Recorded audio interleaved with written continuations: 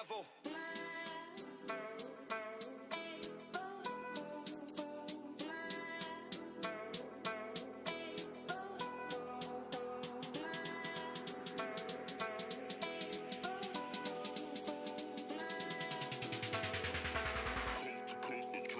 Next level.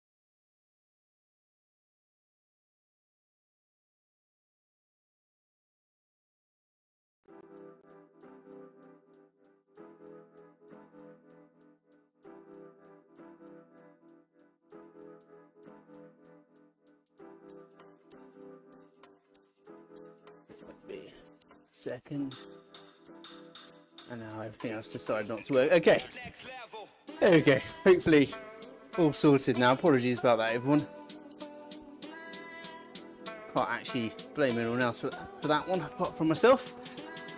But welcome to this week's Monday Assembly. I'm quite some way behind, so I'm going to have to work very hard to catch up. But if you're new to these sessions, guys, basically we run the sessions with the rubber banding effect on, so it will keep the group together. Now, obviously you won't be able to see that from my screen. I'm so far behind. I will do my best to catch up. But guys, basically the point of the session is to get whatever you want out of it, okay? So you can ride as hard or as fast as you want. Use it as a recovery session and just chill, or you can head to the front of the group and give it the beans. Whatever you want, guys, okay? So just relax. We've got a fully coached session ahead of us. We're going to be talking about peak powers and how they interrelate with the training zones, okay? This actually might not sound like the sexiest topic, but it's actually basically kind of the fundamentals of training, okay? So it's actually a super important topic to cover. Now, the course we're riding today, I did want to ride the National Championships course, the British National Championships course, but I couldn't find a GPX for it, which is really annoying. So we're riding the New Forest Loop, which is one of the kind of popular magic road routes on Wahoo RGT. Okay, you can see it's pretty tame. There's nothing too major in it. A couple of little lits, but otherwise, you know, pretty regular. So, you know, necessarily. We've had a few really hilly routes recently, so I did think we should go for something reasonably relaxed today. Otherwise, I'll just get a load of abuse. But yeah, I hope you're well, guys. So just remember, these sessions are interactive. So, you know, for the guys that are on Zoom, feel free to unmute yourselves at any point, ask any questions. You can also use the Zoom chat if you don't feel comfortable unmuting yourself. Just so you know, guys, the guys that are on Zoom, your voices don't carry on to the live stream. Okay, it's just me that goes out onto the live stream. So don't be afraid. You're not going to be broadcast to anyone watching the live stream. Okay, so you can relax on that one. You can also, if you're watching the live stream and you're actually watching it live, you can comment in the comment section on whichever social media channel you're watching it on, and we'll pick up those comments too. Okay, so you can ask questions there. And then of course you've also got the RGT chat, which I've got up in front of me as well. So basically, at least 4 different ways you can get in touch and ask your questions. Okay, so as I say, we're talking about peak powers and training zones, how they interrelate and how you can use them. And we've talked about this kind of a few times in various guises, but I will explain why we decided to do it again, because I think it matters. Right, I need to stop. I need to do my best to try and catch up a little bit. I think the horse might have bolted on this one though, so I'm already about 600 meters behind, and it's being a black horse. Imagine you guys are absolutely flying. So might be a day for me just to chill out and boot around. One of the reasons the tech was a bit shambolic, well, actually the reason the tech was all a bit shambolic today, is I snuck out, had a bit of time to go do some hill reps on a local hill, and just left myself a bit time pressured. So lesson learned there for me. And for anybody that is new to these sessions, my name is Rich, by the way. I'm the head coach at Riak Fitness. We're a coaching outfit. You want to know more about what we do, you'll see various things running in the adverts above me, but just head to our website, riak.fitness, and it's all covered there. And in particular, if you're interested in any of our coaching relationships, you can sign up for a free 15-minute coach consultation. So that's just a quick FYI, a quick plug, as is customary. But hopefully guys, you're all relaxed, all chilled. There's not really any structure to the session. We just ride the course together. Normally, when I'm not trying to catch up, I'll ride at about 2 watts per kilo. You have to ride a bit harder. I'm gonna give it sort of 5-10 minutes. See if I catch up. If not, I'll just pull the plug. Just chill out. Because really, it's more important I'm able to talk. Got a bit of a jittery RGT here, sealing. Apologies for that, everyone. Let's see if I can just quickly do anything about that. Let's see what else we've got running.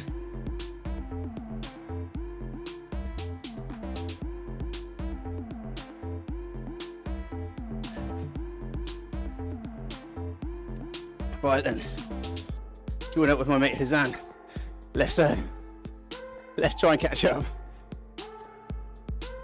Okay. So probably let's get started with the talking, with the discussion for tonight's topic, shall we? Probably don't want to just hear me heavy breathing, moaning about my disorganisation. So we're talking peak powers, how they interrelate with kind of training zones. I would say probably training zones is something that people are generally more familiar with. They come in, 5 training zones, 7, 9, however many. And basically, when it comes to cycling in particular, they're a way of kind of just making sure you're working at the right intensity, essentially. Okay. So that's a very kind of quick overview of what training zones are, but probably the phraseology, the jargon that you're not that familiar with is peak powers. Now, because I find this one can be a bit of a tricky one to talk about, because they're actually called all kinds of things. So we call them peak powers, called critical powers, and on Wahoo's system, I can't remember what they're called on that. It's slightly different. I can't remember. But basically, what we're talking about here is kind of like your personal bests, your personal best power over different durations. Okay, so that's in a nutshell what we're talking about. I'll go into more depth, of course. But the reason we decided to talk about this is we have talked about peak powers, we have talked about training zones, FTP, on a number of occasions. But the reason I want to cover it again is because of Wahoo's acquisition of RGT. Okay, obviously that happened quite some weeks ago now.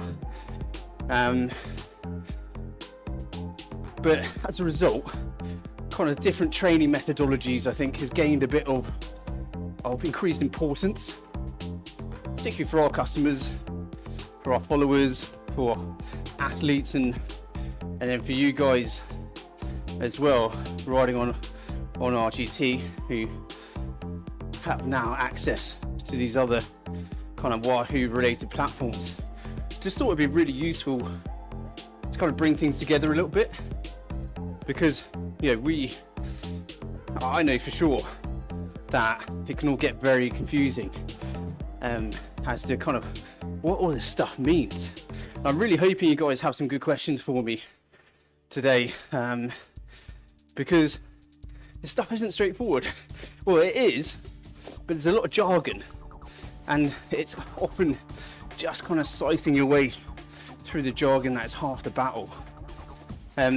So we've got RGT. They've just been bought by Wahoo, and Wahoo has its own kind of training platform called System, which uses a methodology called 4DP. Okay, you might hear that sort of thrown around. Essentially, guys, what that is using peak powers. It's rider profiling.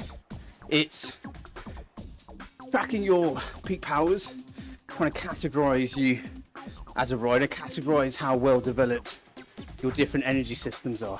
Okay, so 4DP is basically working with peak powers or critical powers, and RGT, however, is largely kind of FTP based. So like all the workouts, etc., are focused on percentage of FTP. So it's actually going to be super interesting.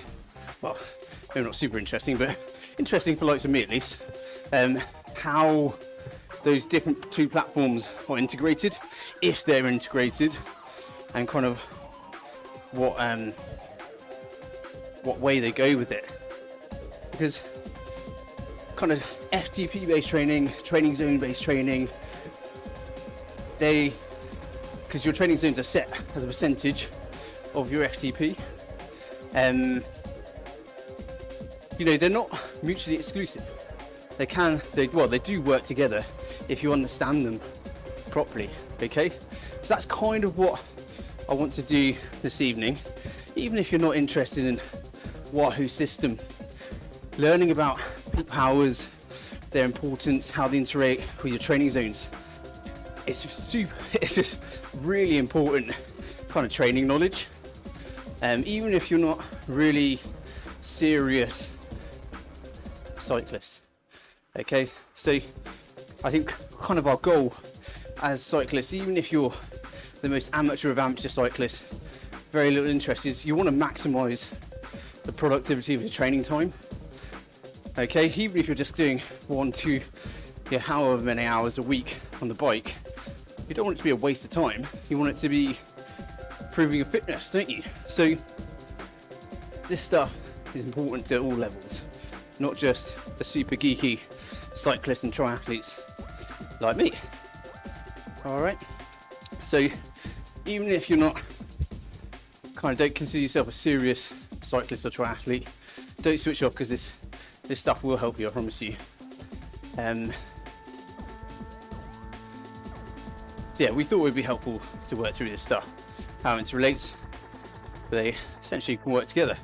One of the systems, some of the methodologies, will help you discover the areas in which you need to improve, and then the other will help you to kind of hit those right areas. Okay, so we're going to start off talking about peak powers. All right, so I've got charts, I'm afraid. I'll try to switch them on and off as quickly as possible, because it's not what you're kind of here for, I don't think, to stare at charts. But I'm just going to show you, not that one.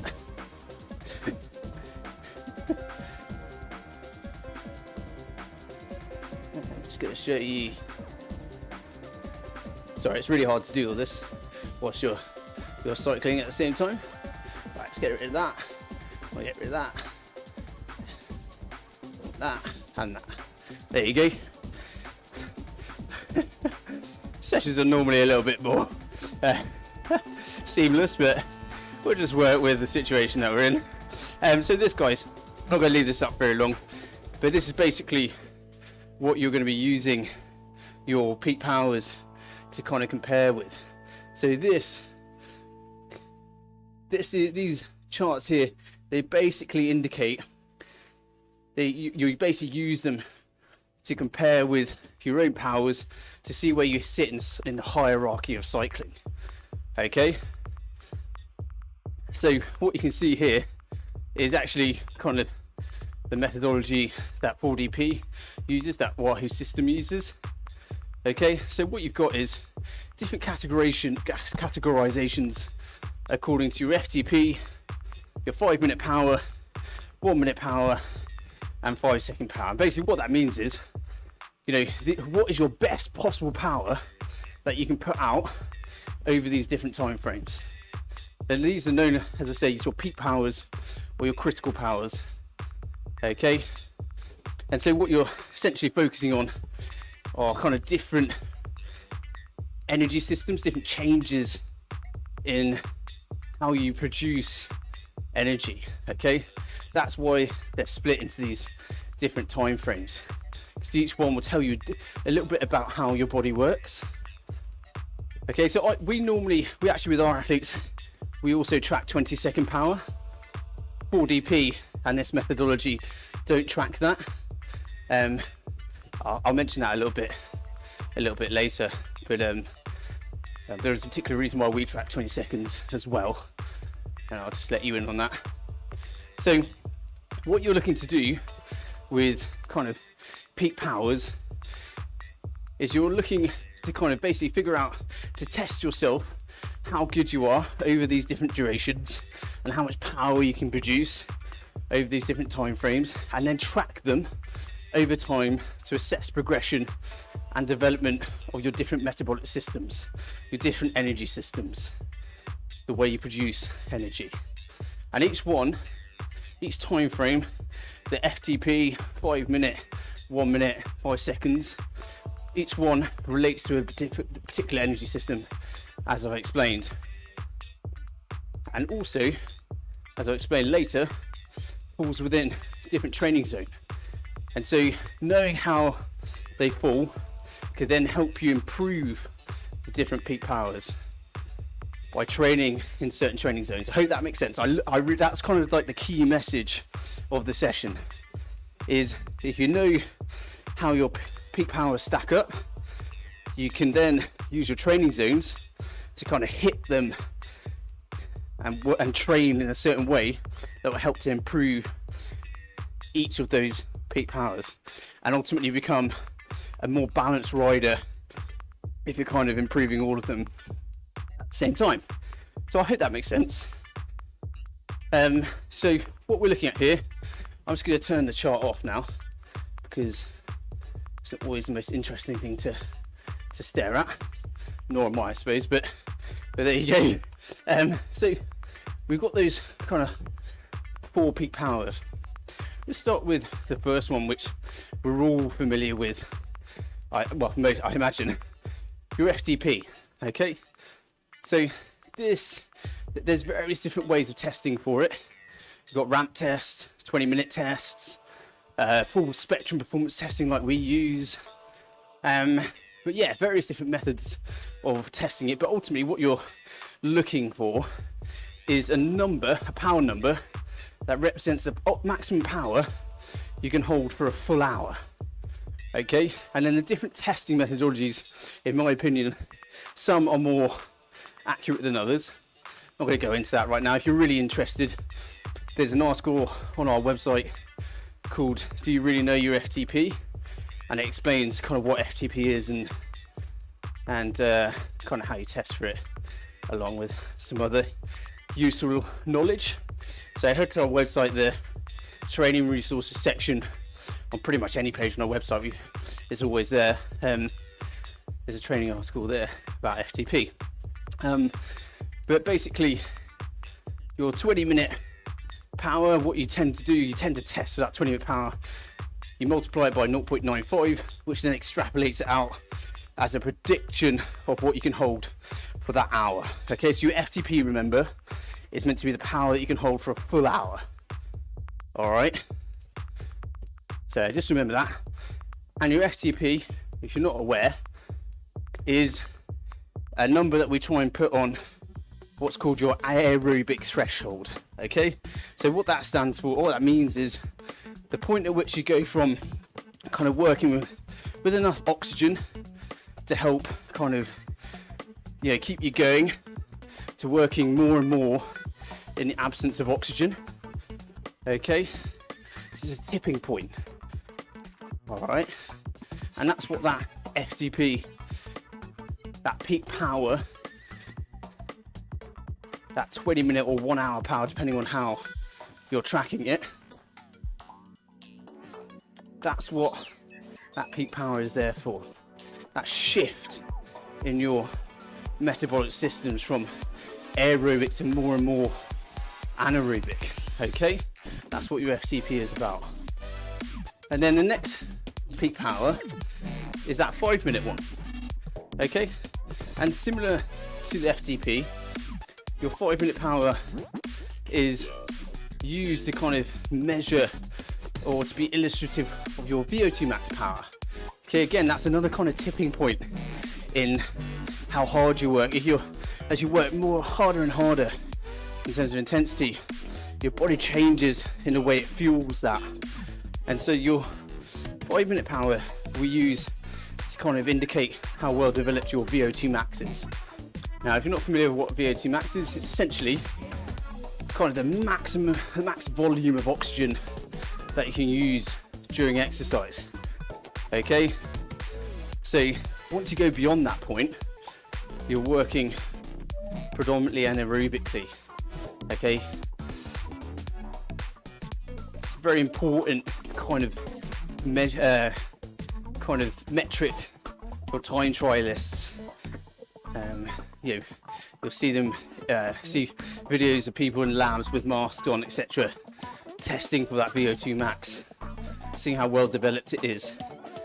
And it's a big genetic component to your VO2 max, so that's why you get freaks like Mathieu van der Poel, Marianne Vos, people like that, who just have outrageous natural VO2 maxes, and they can just do unreal things, recover and go again, because their powers, they have such a aerobic component to everything they do. So they've just got these huge, kind of proportionally huge lungs, or really efficient lungs maybe, you know. So that's why, guys, people like that, so good. So that's your 5-minute power. Next up is your 1-minute power. Okay, so the maximum power you can put out for a minute, and this is a good indicator of what's called your anaerobic capacity. And this means the total amount of work you can do in an anaerobic state before you need more and more aerobic energy production, more and more kind of oxygen-based energy production to kick in and help maintain the power. So it's just a full gas 1-minute effort, the sort of effort you do to kind of chase down a break, punch over a short climb in a race. Okay, and we're utilizing what's called your lactic acid system. So lactic acid is actually an energy source. It's lactate and hydrogen ions that are the waste products that we have to kind of recycle and get rid of. Okay, and you would have seen it. I think it was after the Tour of Flanders, Van der Poel was going on about how his legs were filled with lactate after the final time up the Quermont. And so you can see it's a very important energy system for guys like that, because ultimately how they can flush that lactate out, recover and go again, that can determine whether they win a race or lose it. Okay, so that's 1-minute power. And then the final kind of peak power or powers or your 5-second, and as we use the 20-second power. Okay, so these kind of time frames, max effort sprints, are kind of measuring what's called your neuromuscular power. Okay, so basically translation, your top end or your max power, your max sprint power. Okay. And this is interesting because how well you do here will kind of indicate the type of blend of muscle fibers that you have. So if you're really naturally good at sprints, it will suggest that you have a high proportion of what are called fast twitch muscle fibers. The explosive muscle fibers, the ones that will lean on what's called your phosphocreatine system, which is the kind of explosive anaerobic energy system that power lifters and guys like Usain Bolt will use on a daily basis. So I'll just quickly go through that again because I know there's a lot of terminology, and ultimately our goal is to kind of cut through the terminology, but I do want you to be familiar with it because you'll see it coming up time and time again, particularly if you're a Wahoo RGT user and you start to kind of explore their other platforms, and as you get more experience this stuff comes up more and more. So what we talked about is your FTP. I think everyone's familiar with that one. I probably don't need to go down to that one again. Your 5-minute power, which is illustrative of your VO2 max. Your 1-minute power, which is illustrative of your air anaerobic capacity, the maximum work you can do in an anaerobic state. And then you've got 5 and 20-second power, which is your neuromuscular power, your maximum sprint. Okay. Now, once you've kind of collected data over those time frames, again, I'm not going to go into the testing because that's a whole nother talk in itself. But once you've collected data, and it doesn't have to be collected through testing, you can just collect it through workouts and racing over time. I think that's probably one of the really cool aspects of tracking your peak powers is like you don't have to test very often, because hopefully if you're doing the right kinds of workouts, you're going to be seeing progression in those numbers over time. So it's kind of a really good way of benchmarking you between testing sessions. Okay. And so and for some of our athletes, they might, particularly during the race season, they might go quite a long time without doing a testing session because we've got good data, we're collecting good data for them during their races, so we know what they're about, where they're up to, and we can compare the numbers that they're putting out in races to their peak powers and just kind of keep assessing them on an ongoing basis. But once you collected data over these time frames, what you can do is firstly see how you stack up in the scheme of things. So that's using, no, not that one, this chart. So that's using this, so you can see what you've got here. You might not be able to see it that well. This chart will be available on our website soon. But basically what you can do is get your powers for the different time frames and just see how you stack up. So, as an example, are you, the way the categories go is, are you novice, fair, moderate, good, very good, excellent, and basically you'll be able to gauge where you sit in the hierarchy. So different categorizations relate to different kind of levels of rider. So I think it's moderate, you'd be considered like a Cat 4 rider, and then just like that. Yeah, moderate, you'd be a Cat 4 level rider. If anyone does any bike racing, that will make sense to you. Good, you're Cat 3. Very good, Cat 2. Excellent, Cat 1. And then there are actually categories beyond that, but that means basically if you go beyond that, you're at a domestic pro level. So I can't imagine you have too many domestic pros joining tonight's session, so I didn't plan on going into that. But basically, once you've collected data for each of your peak powers, you can assess how you're categorized, and that will tell you kind of where you need work. If you are just if your categorizations are just low across the board, then you need to take a balanced approach. You know, it doesn't necessarily mean, you know, one of the kind of really useful instances is if someone's FTP and their 5-minute power is at a good level, but then their 5-second and 1-minute powers are at quite a poor level. It does indicate that there's quite an imbalance in their training, and there might be a reason for that. So for instance, long course triathletes, you know, they lean heavily on kind of their aerobic threshold. They might not do too much anaerobic work, but they still want to do some. And if that imbalance is too great, you know, it can limit their development as an athlete, which I will explain a touch more in a second. Just a quick drink of water. Don't worry guys, I will stop and just ask questions. I just want to get through the peak power stuff because that's kind of like the lion's share of the chat, and then I'll open it up for some questions.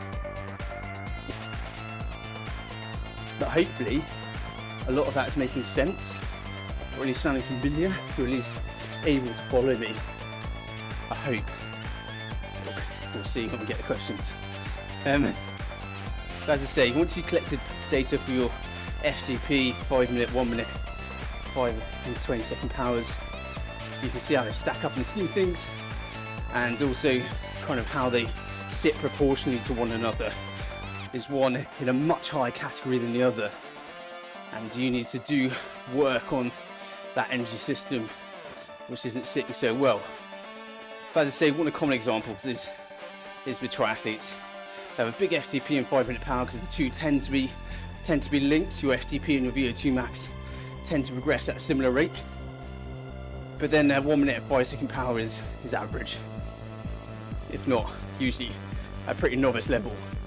And even these long course triathletes don't want too much of an imbalance, because as you get deeper and deeper into a long endurance event, and this is actually a really important point guys, as you get further and further into a long endurance event, your slow twitch muscle fibers, your endurance muscle fibers that triathletes will rely on heavily, they will start to fade.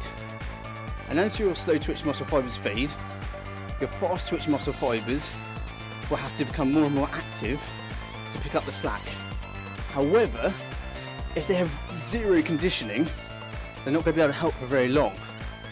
And so, you know, that's why you often will see triathletes that do very little anaerobic work. As they get towards the end of a triathlon, they'll lose form, they'll just go off a cliff effectively. Okay, so it is important, even if you're the most endurance focused of endurance athletes, that you do at least some anaerobic work. And also, if you're doing anaerobic work, it will help pull up your FTP, because you're just building inherent strength, which is important for everybody. So you can see how your peak powers sit in this hierarchy, in these charts, will help you decide kind of where you need to focus in your training. Okay, and so this actually isn't a plug, because it will largely be free, but we're actually in the process of developing a project that will help you with these assessments, and help you determine how to adjust your training, and then that's where the plug comes. It will help you pick appropriate training plans and workouts to help assess, to help kind of address the areas that you need to develop. Okay, so that's peak powers, guys. You're working out your personal best power over different time frames. You're seeing how those numbers stack up in the whole hierarchy of cycling to get a categorization, and then you're seeing how the individual peak powers stack up against one another. Help see where you need to focus your training. I hope that makes sense. I'm just going to pause now and just open the floor for any questions. I'll just quickly check the various chats. But guys, if any of that didn't make sense, or you'd like to repeat anything, please do say, because as I say, this stuff is kind of fundamental training knowledge. And don't worry if any of it is a bit over your head. Our goal really is to kind of introduce you to it and kind of help start to familiarise you with the jargon. So I'm just going to pause, have a drink and just chill out a second.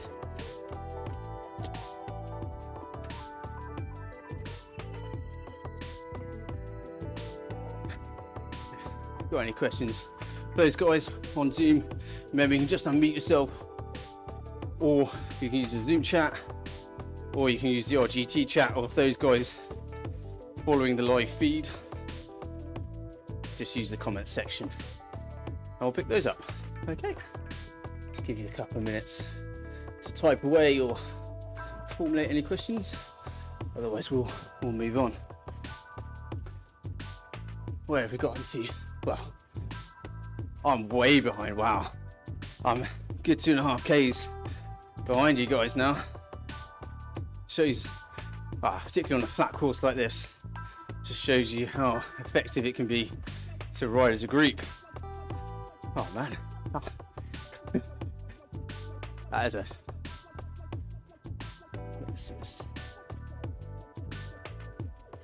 is a lonely figure. But roughly you guys that are in the group, roughly halfway through.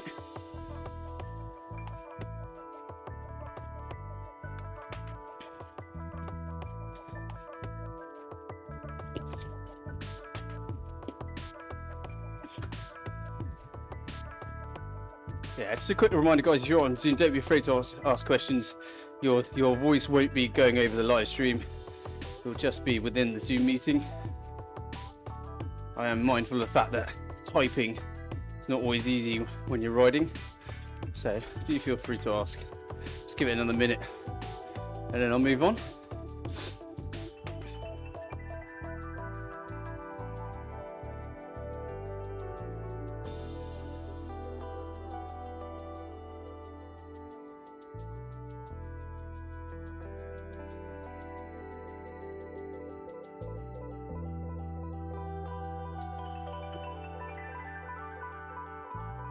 Yeah, it's a really good question there.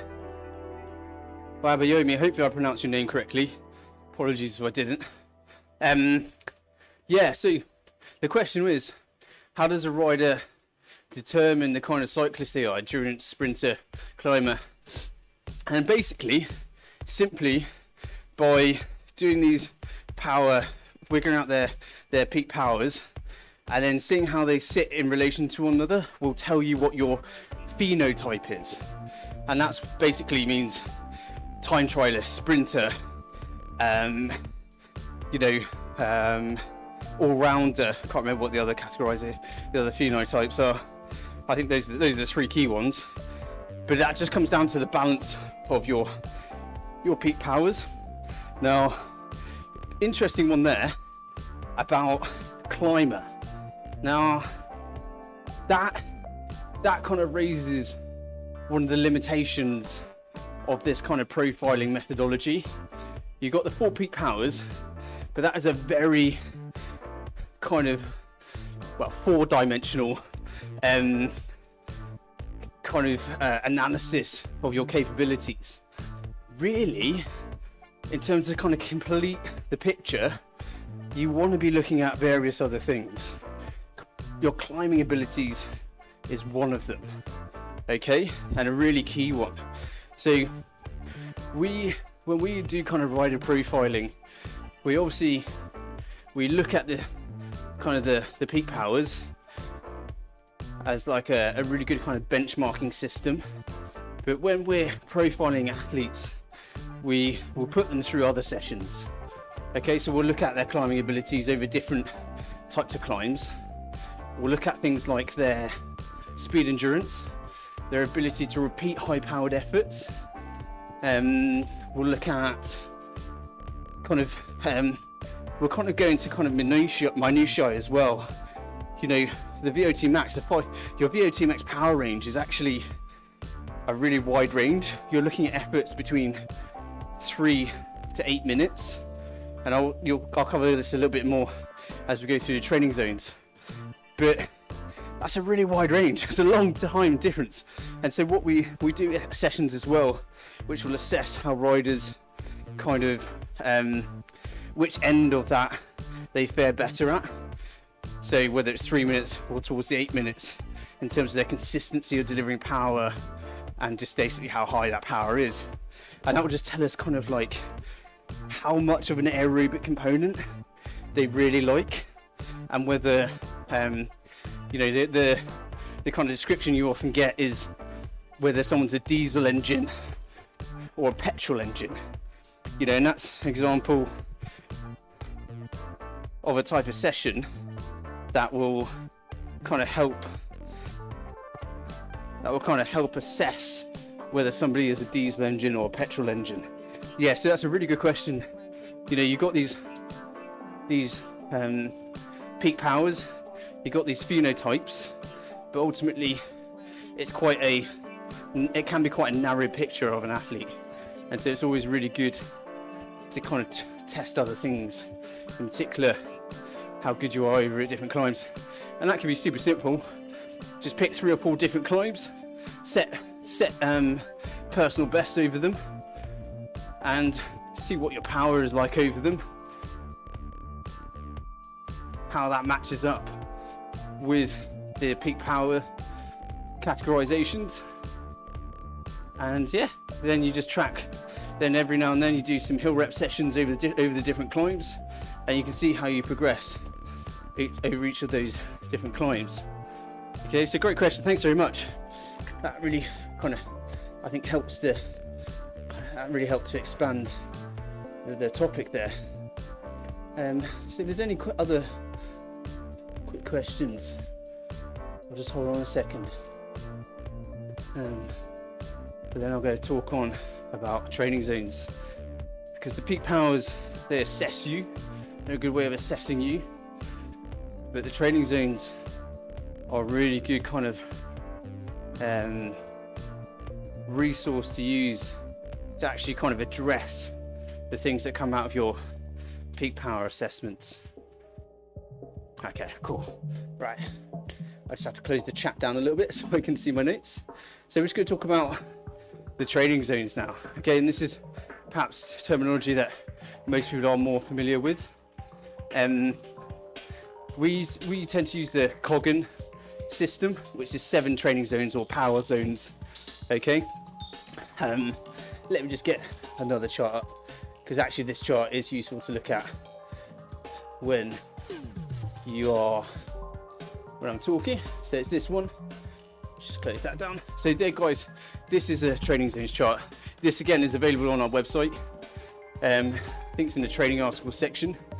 It might not be exactly this one, but there's a version of it. But basically, guys, once you've worked out where you need to improve, which energy systems you need to develop, working out that your training zones can really help you kind of address any of those issues. So I'm just going to quickly go through them, not to the same extent as the peak powers, but just very quickly rattle through them, and you can kind of, hopefully you can see the chart and follow along. But as I say, once you've gathered your peak powers, you can track them over time. You can then use these training zones to hone your training to improve those peak powers. Okay, so typically how they're broken down with the Coggan methodology is these 7 training zones. You can see on the left, you can see some familiar language there. You know, you look at zone 4 onwards, lactate threshold, your aerobic threshold, VO2 max, anaerobic capacity, neuromuscular power. So you can instantly see those peak powers have an application here. Okay, so hopefully that familiar language will help you kind of understand this a bit better as I go through. But it's just starting from the beginning, kind of zone 1, and this is actually a point I think hopeful helpful training tip. Even if you've not understood anything else in this session, knowing what zone 1 is actually super important.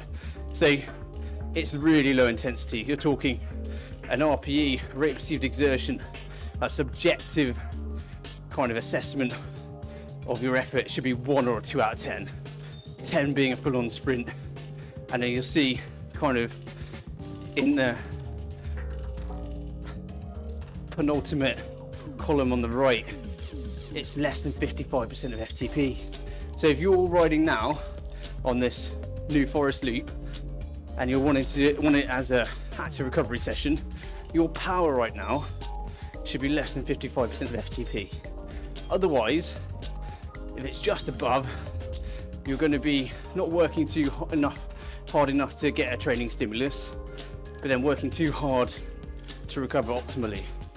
Okay, so one to remember for next time, you're joining this session as an active recovery session, you want that power to stay under 55% of FTP.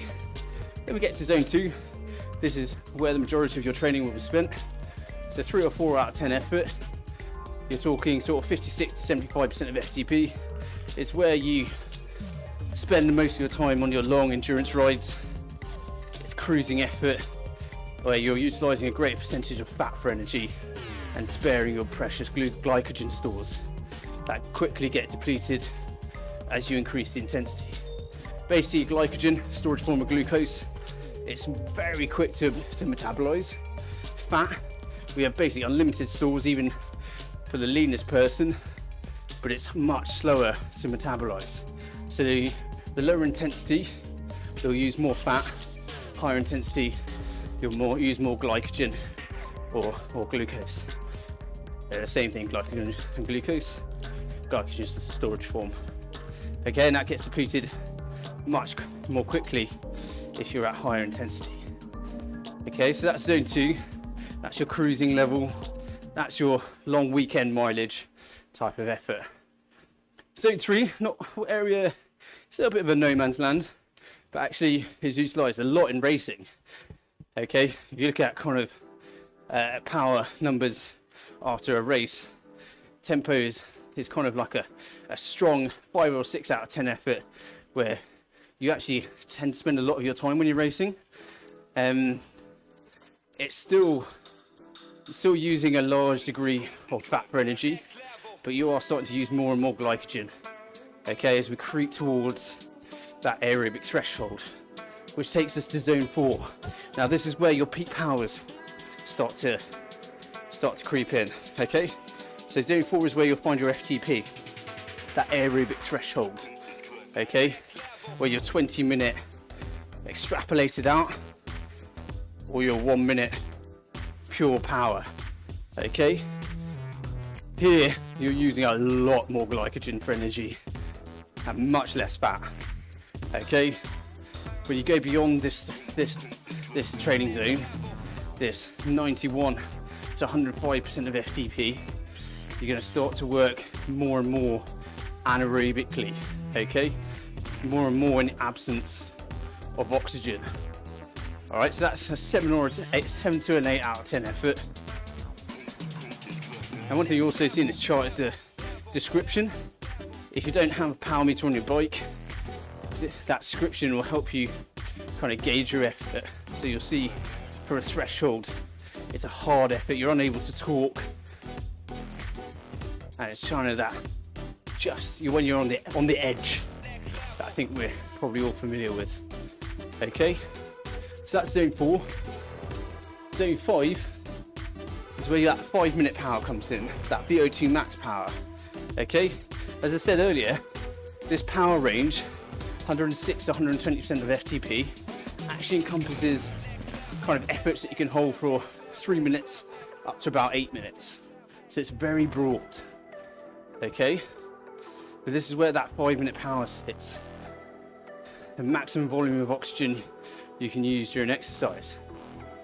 As we kind of mentioned above, that 5-minute power is illustrative of how well developed your VO2 max is. In terms of effort, it's a solid 9 out of 10.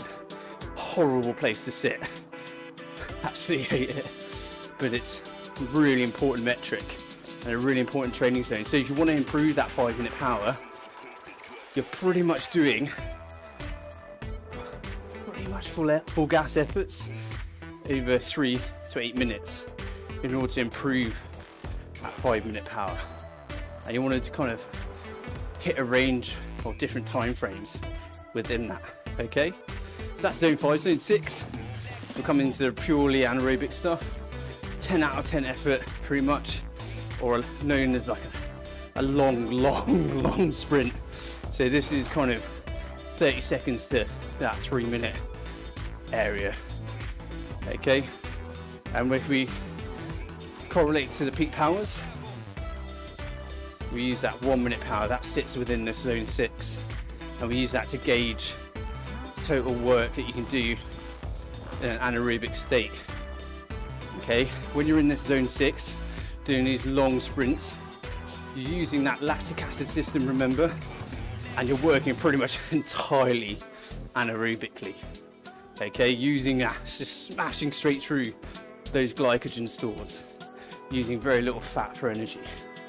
Okay, so that's the penultimate training zone. 30 second to 3-minute efforts, full gas. Final one is that less than 30 seconds effort, full on short sprint, everything you got, turning yourself inside out. Okay, that's your max level sprint, your neuromuscular power, utilizing what's called your phosphocreatine system, that system that powerlifters use. Okay, now 4DP, as I said right at the start, the system that Wahoo system uses, really unhelpfully repetitive language there, doesn't track 20-second power, but typically you use the 20-second effort to test for your 5-second power. So we track 20-second power for our athletes as well, because it's a really good, useful metric to compare with your 5-second and your 1-minute power to see kind of how your sprint drops off. So if you're a crit racer or a road racer, you need that finishing sprint. It's actually really good to track your 20-second power as well, because you might have a world-ending, world-class 5-second power, but depending on how rapidly that drops off between 5 and 1 minute, you can start to gauge kind of what your sprint endurance is like, how long you can hold like a really good power for, because it matters. Because if you sprint too early, the wheels are going to come off before you can make the finish line. And so it becomes increasingly important the kind of more serious you become. But yeah, you really want to be able to make sure you don't go too early, or alternatively, if you can, your 5-second power might not be world ending, but by God, you can hold a high power for a long time. You want to go from further out, you want to go from that 1 kilometer mark, that 500 meter mark, while everyone else is just holding on until they get to within 200 meters. So SUCCOM has a real kind of context specific application once you kind of build the knowledge and build kind of your understanding of your own kind of powers and your own characteristics as a rider. So guys, that's kind of what I wanted to discuss this evening. I'll just quickly summarize what we talked about, so hopefully it kind of distills some of the knowledge that we talked about and you can kind of take some of this away. But just remember, if you're watching this live, guys, this video, the video from this, will be available for a week or so, because this session just demonstrated I'm too disorganized to get it down any quicker than that. So you will be able to rewatch this if anything you've kind of only got half a grasp of it. I want to go back and watch it. So you just head to our Facebook page and it will be up there, or you can head to the Be Cycling News social media channels and it'll be up on one of their social channels. Okay, so you can go back and rewatch this if you really want. But this stuff is so important to know, even if you're not super serious, because it can help you maximize your training time. If you have very little time to train, and I don't really know anybody, you get a lot of people that say they don't care, they just train for exercise or to stay fit, But none of us want to stand still, do we? We want to improve. You know, we, particularly if our mates do this stuff as well, you know, we want to be able to compete with them.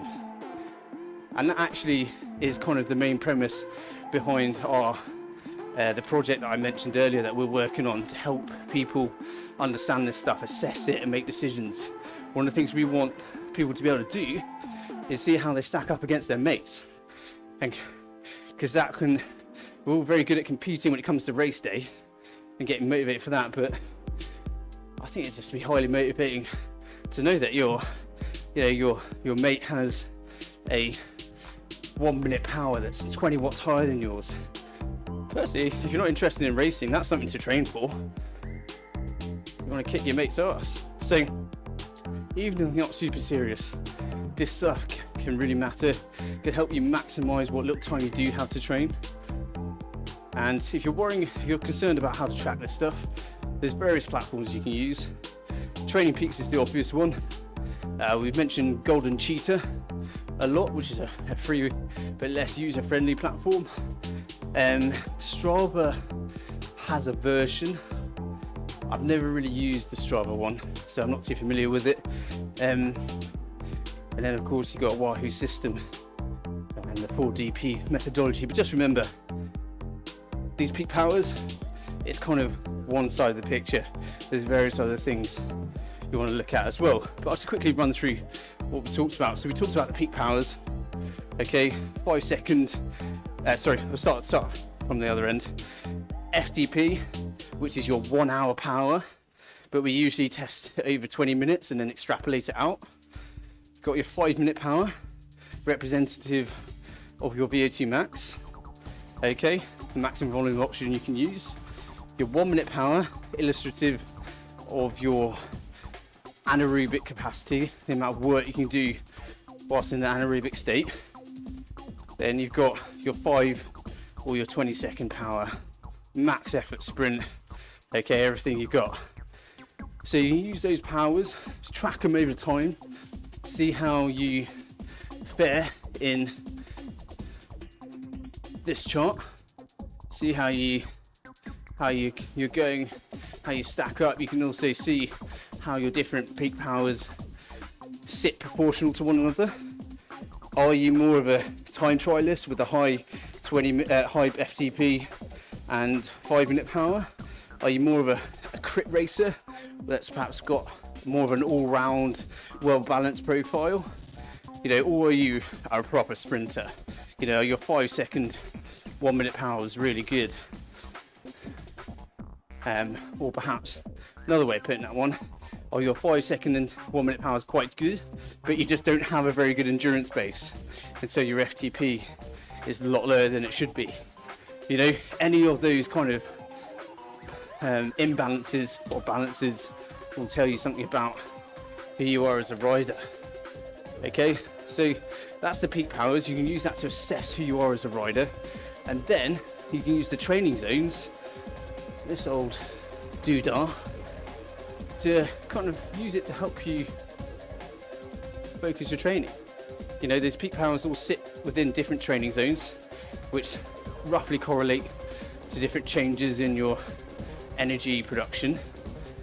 Okay, and then you can start doing sessions that focus in on specific training zones. So you can do VO2 max focus session, you can do sprint sessions, you can do time trialing focus sessions that are sitting at and around your FTP.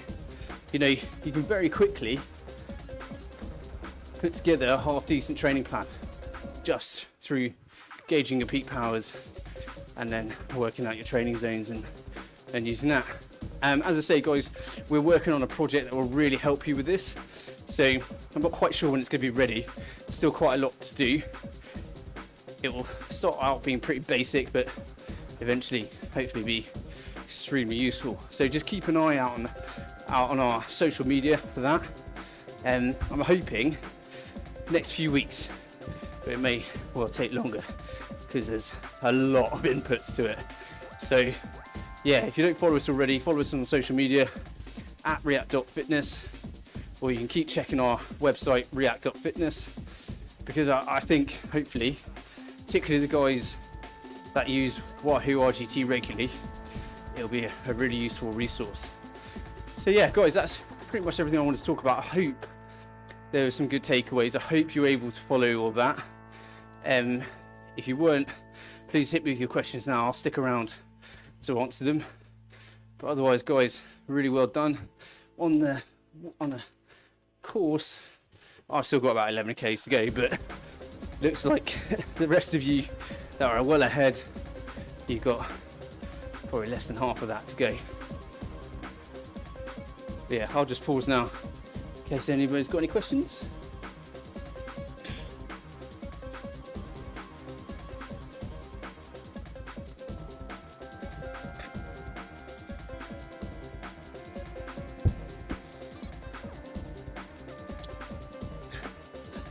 Don't worry if you're not super confident answering questions in these sessions, guys. I personally, you may not believe it because I do this sort of thing, but when I get in a group setting, I can be quite shy and I'm always very nervous about asking questions. So don't worry about it, guys. If you're not comfortable, do remember you can always email us after the session or drop us a line on social media. If it's a very long answer, we might just cover it in the next session, or if it's a quick answer, we'll respond to you directly. I mean, we'll always respond to you, but whether we answer your question in full, we might do in the next session or in response. But that's the hour, guys, so I'm going to drop away in a second unless anyone's got any last questions. Apologies for the technical issues at the start of the session. I was technically the issue, is perhaps more accurate.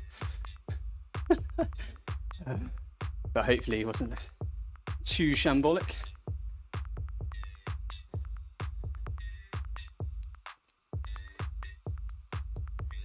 Otherwise, guys, feel free to stay on the course for as long as you want if you've got a little while to go. And just enjoy yourself. As always, guys, if anyone has any particular topics that they'd like us to discuss in these sessions, please do send us an email or again on social media. We do love doing sessions that are into response to people's questions. So alongside doing this session because of the Wahoo RGT merger, I also wanted to do this session because somebody asked me a good question the other day, which kind of was a light bulb in my head that we should probably do a session on this. So do feel free to send us some questions. We might have done the topic already, but we may well be able to kind of come at it from a different angle. So there you go, guys. I will disappear now unless anyone's got any last minute questions. But yeah, hopefully you enjoyed that, guys. So on our training resources area, you can you'll find loads of kind of sessions like this, shorter sessions, our know-how series. You'll also find training articles, and then if you want more sessions like this where you have a workout to go along with a coach talking you through a particular subject in depth, we have 3 series of these types of sessions called our cycle seminars, and you can rent those, and each session comes with a low intensity workout, so you can build a lot of knowledge whilst training. So head to the on-demand section on our website and you'll be able to see what we've got to offer. But otherwise, guys, I'll drop off there. Thanks so much for your company this evening. Thanks for the questions, and I look forward to seeing you on a session soon where my technical skills are up to scratch. Well done, everyone. Enjoy the rest of your day. Thanks.